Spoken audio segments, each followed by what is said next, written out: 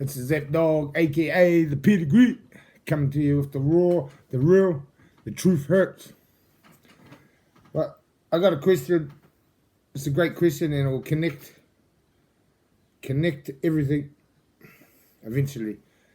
This one here, I'll touch on it, but pretty much after this, I'm sure I'm gonna put my whole story on Patreon. I'll still have other stories and daily activities and things that I get up to on the channel, but my real story, my story from negativity to positivity will be on Patreon. I'm sure of it now. Don't know how it works, but we'll get there. The question was, how or why I joined the Mongrel Mob. It's a mean question. I don't blame anybody. I don't blame anything. It is what it is, and I am who I am. I got no regrets, and I wouldn't change it. As I said before, I'd probably change some things that I did for people that were wrong. That's about it. But it still made me who I am today, so it's all good. It's all good in my hood. So first of all, don't blame anyone else. So we'll start back at school. I've got all these notes, so usually I wing it. This one you can't really wing it, because if I don't do it in this particular order, you won't understand. So to start with, my family wasn't bad. My old man worked hard, had money. He was hard on me. He was very hard on me. And that's what he only did what he knew. As I've talked about before, my granddad had trauma from World War II, lost family members. He probably brought his trauma back to my old man. He did all he knew, especially working as much as he worked. He was my role model, but then again, what he did, I disliked. So role model, love, hate straight away. I don't blame him. No, not at all. As I said, we had money. It wasn't that bad. I was the oldest. Then I become the oldest. So things changed, the environments changed, it all changed. I become lost. I was lost in my family as well. I didn't know where I fitted in. I loved my brothers and sisters. I loved my mum. I loved and hated my dad. Is what it is. Probably a lot of people can understand me on that one. So that's sort of the family out of the way. As I said, no blames, no hatreds, and I will touch on that further in another one, and Patreon or whatever, in my story. Okay, so from family to school. There's no gangs in our school. I went from 3 different schools, 2 in Invercargill, and then I shifted to Cromwell College. No gangs. It's probably lucky I shifted out of Invercargill when I did, because things sort of started changing there. I went to Cromwell, no gangs, but once again, I went to Cromwell at the age of 10. Had to find new friends. I had to fit in. I already, prior to that, didn't fit in. I didn't fit in at any of the schools. The younger schools, I didn't fit in. Older schools, well, first school I didn't fit in. Second school I didn't fit in. And then changed to a third school when I was 10. Definitely didn't fit in. I was different. So 3 different schools. Yeah, I learned different too. I was like backwards. If someone asks me a question, I think it's a trick. I come from a different angle, and then I just get all confused. They tried to teach me, counselling. My parents put me in counselling, and I was always at the frickin' outside the principal's office, and they're trying to work out what to do with me, rather than what was wrong with me. They were trying to work out what to do with me. I had issues. I had a lot of issues, but it is what it is. Obviously, in all those schools, not cause of, like every school I went to was a different environment. I was different. I wasn't from there, so it was bully. I was small, white, and not that one was not really. Well, to start with, it was a bit racist, but it wasn't. It was. I used to talk through my nose. Little different. I was just weird. Everyone says, oh, this is weird. So at school, lost. Completely lost. But from school, I got onto sports. Mean. That was me. Sports. Once I found sports, Willie dog, if you want to play with yourself, go outside. Willie, please don't make... Willie! If you want to play with yourself, you can go outside, bro. Sorry about that. Willie dog's just out the gate. He's always out the gate. Obviously, it's raining outside. He's angry because it's raining. It's not my fault. But he don't want to go for a W. That's not my problem. So anyway, sport. Once I fell in love with all sports. Soccer, rugby, cricket, tennis, bull rush, king of the castle. Whatever sport it was. I loved it. And that become my passion, my focus. I loved it. I was pretty good at it because it became my focus. Sport. That was my passion. I become reps in swimming too. Representative in swimming, rugby, cricket, athletics. So yeah, I had the passion. I found the passion. Now it all turns pear-shaped. So my family, school, and the sports, it all become a big pressure. It was like a pressure to be. Family was a pressure. I needed to be like this. Schools, I didn't fit. Sports, I fitted right in. And then I got diagnosed with a medical condition. Willie, I'm going to put you outside, please. Do not play with yourself. Got that? Apologies for Willie, though. And what I'm talking about now is quite hard to talk about, too. It's something that I don't really want to talk about, but it'll blow your freaking minds. So I got a medical condition. I'm not going to get into it here today. I'm not going to get into it. The question was why, or what made me, why I joined the Mongrel Mob, why I think. So we got family, school, sports, girls. That's completely different. Didn't know any of that. Other things that come with schooling is, as I said, bullying. I was the outsider, so I always wasn't picked for the cricket. What was always the last to be picked. It was the one over there, the weird one. It is what it is. I have no excuses. It wasn't because of any particular thing at all that I could point my finger as why. It is what it is, and I am who I am today. Obviously, I fell in with the wrong crowds. They didn't care. They didn't care what I was different at all. They didn't care. They were hard. They were naughty. Not that bad. They weren't gangsters. Maybe a little bit supporting red, maybe, but they weren't gangster. Smoked a little bit of dope, drunk. Some of them got more out the gate, but they were all lost too. Could have been way worse. They could have been making me do dumb-ass crimes, but they didn't. They didn't. I'm just trying to keep this in order. As I said, my family tried their best. I had 3 different schools. I didn't fit in. I tried.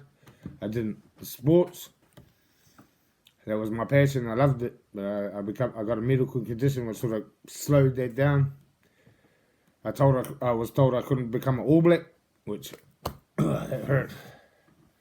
But it wasn't possible for me to become an All Black. And over those times, I had 3 role models. My father, he was angry, but he was a role model. And I had one teacher that used to take me hunting. That was awesome of him. And one teacher. And eventually down the track, when I get to jail, there was a correction officer, a screw. He helped me. He helped me a lot. Give me confidence. So with all this that went on, I was hurt. I was angry. I was frustrated, suicidal, murder. I had murder on my mind. Looking for what to do, what angle, where to go, what am I up to? I was depressed. I don't know what depression was. I didn't even know if depression was diagnosed in 1978. It would have been, but probably not in Cromwell. I don't know. They were trying to work out how to make me fit in rather than working out what was wrong with me. But as I said, my parents tried to help. With my medical condition, no one believed me.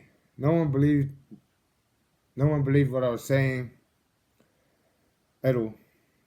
No one. And once it did come out to light, no one understood it. Still is not even understood today. I didn't understand it. It made me more lost.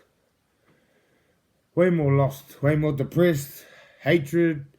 I was bitter. Angry. Back to the words of depressed, mentally ill. Like I had a list of people I wanted to hurt and shit. Just glad some inside me, I believe now my spirit or my soul was we're all born good, and if I went down other angles or it was worse that way, or school or gang, I could have reacted differently. Well, I didn't. I reacted the way I did, and that's how we're getting to the nitty gritty or the whatever the fuck. Another one with kids is like when you're young, you learn how to play. You learn how to play hide and seek. You didn't really know the rules. You just learn go and hide. You didn't know, and then you learn as you play, and then you learn. Or somebody teaches you. But to start with, you have to learn. You have to learn the rules. You didn't know the rules. You just play. I'll run from you, and you try and touch me, and then tag me or whatever. The one we played Bull Rush or was the king of the castle.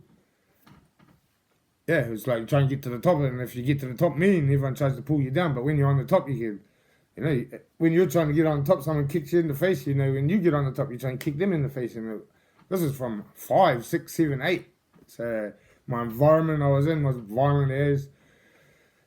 It was violent, but I didn't know any different. That's just how it was. So hide and seek, king of the castle, tag, bull rush. You didn't know how to play. You just did what everyone else was doing, and then you got taught. So it's similar in growing up.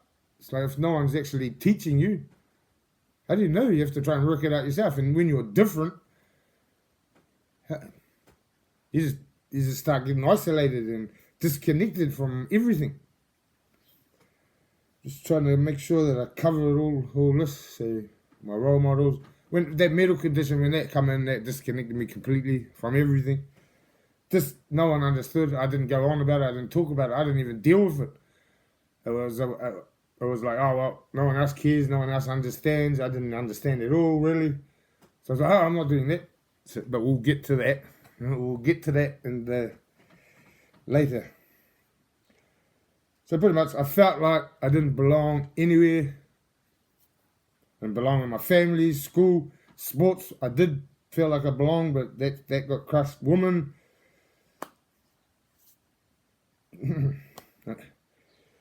So but back to, I'll just say those hurt, anger, frustration, suicidal, murder on my mind, looking for what to do, how to do it, where, what angle, what shall I do?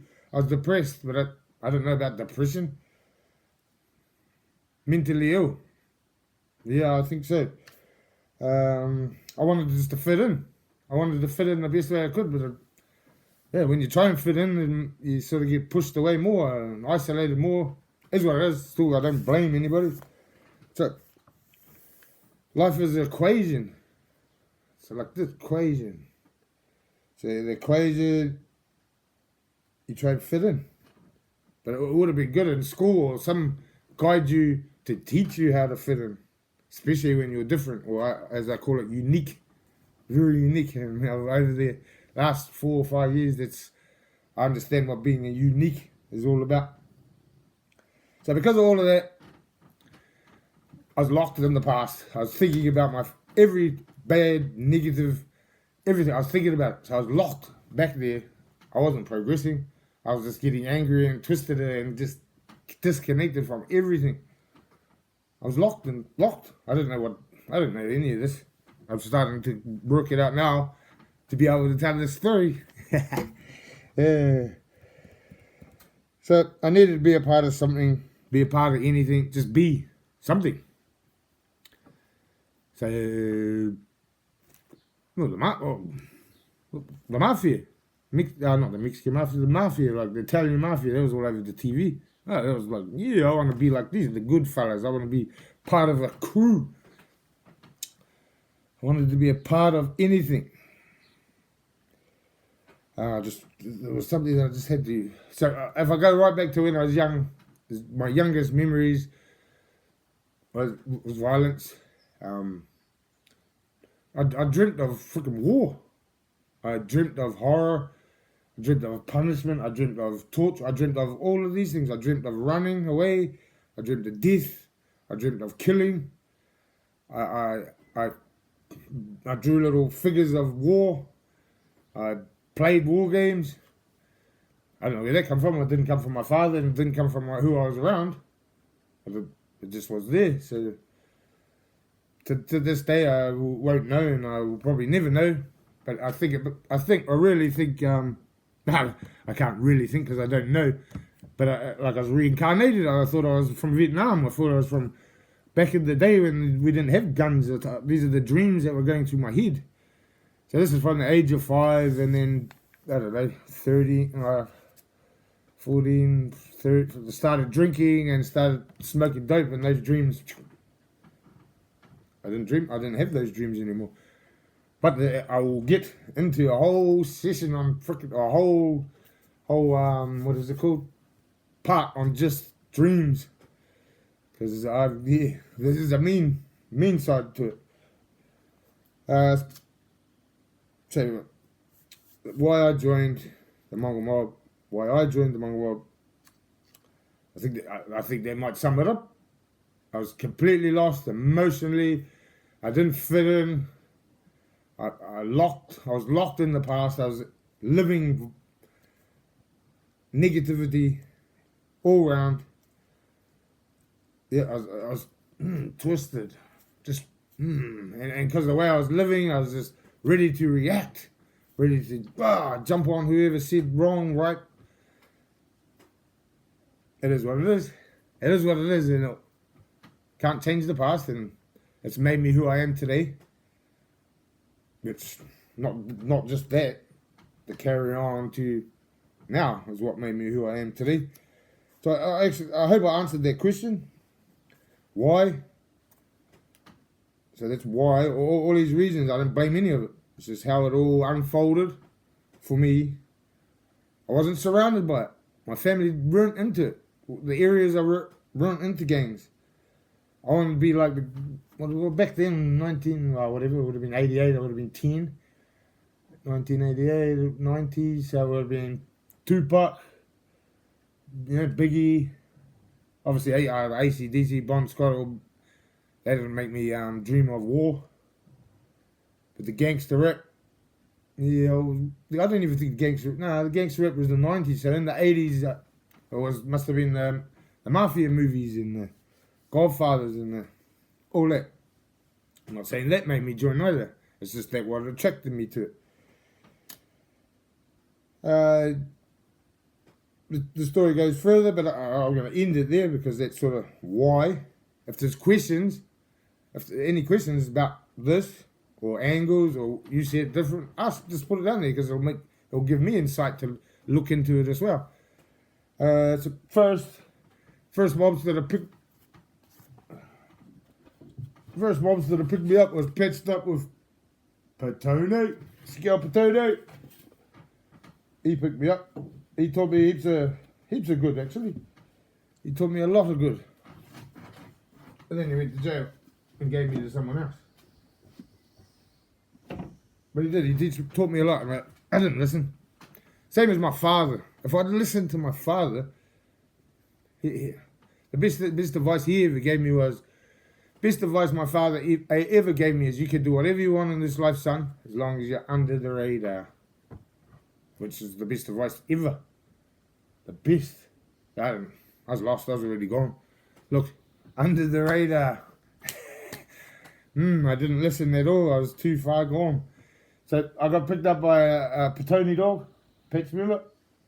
I was heading somewhere else, to the King Country, and he got me.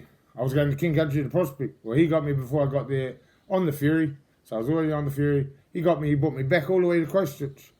Started teaching me. He was a little bit hard, but he was a good teacher. He was an older mobster. He sort of said the same thing. I could do whatever I want, as long as I just play it right. I don't listen to him either. So there was two signs of, people were trying to tell me, I just wasn't listening. I was too lost. And obviously he didn't understand. My father didn't understand what was wrong with me. So no disrespect to them. So I got picked up by a Petone dog. Then I joined, this is AT. I joined AT when there was this bulldog. The first bulldog. There's 5 members. They put the Mighty on there in 1987 to AT dogs out there. 1987 put the Mighty on and changed the bulldog. Not in 87, but then they changed the bulldog. So when I went to jail, they had the Mighty. But when I went to jail, it was this AT, 5 members. When I got out of jail, 100 and something members, they combined. But we're not going to talk about politics. So from this crew, I got picked up by a Petone dog. I didn't really prospect. No, I just hung with him. He taught me. I started prospecting for Aotearoa. I patched up with Aotearoa. The story will continue. And there's who I am today. Notorious. Under my chief. That's 21 minutes, so we'll leave it there. The stories will continue. As I said, this is a taste. This is just the taste of what I'm going to put on Patreon. It's the joining the Mongrel Mob. Being a prospect for the Mongrel Mob. Crimes to get my patch in the Mongrel Mob. Going to jail as a prospect. These are all these stories that are going to come. Setting my own mind, my beliefs. I was in segregation for 2 years by myself. I was reading and thinking this is how it's going to be when I get out. And then getting out after 4 years, still a prospect, and things had changed. So these are up and coming things. I'm going to release. Hopefully later today. There's a bulldog in Australia that I'm gonna do just a short one on him.